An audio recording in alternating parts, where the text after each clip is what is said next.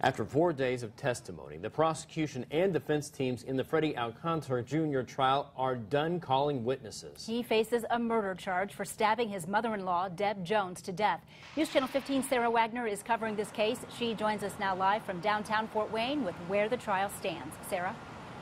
It was a short but intense day here at the courthouse. The defense only called 3 witnesses to the stand and finished their case within an hour and a half. The prosecution called more than 20 witnesses over a 4-day period. Much like yesterday afternoon, the main focus of today dealt with the DNA evidence in this case.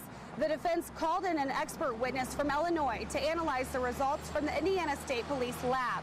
Yesterday, we learned the kitchen counter, bathroom door frame, and office light switch all tested positive for DNA mixtures from both Alcantara and Jones.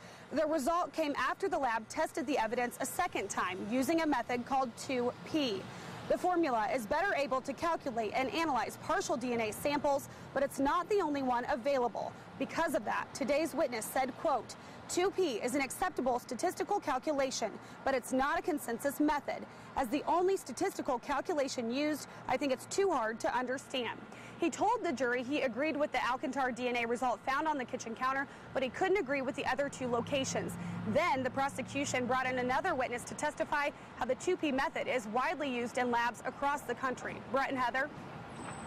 Sarah, what's the rest of the trial look like now that the prosecution and defense are done with their cases? Well, both teams will present their closing arguments before the jury tomorrow morning starting at 9 o'clock. Judge Surbeck has given them each an hour to do so.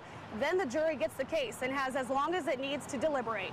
We're live outside the Allen County Courthouse. Sara Wagner, News Channel 15.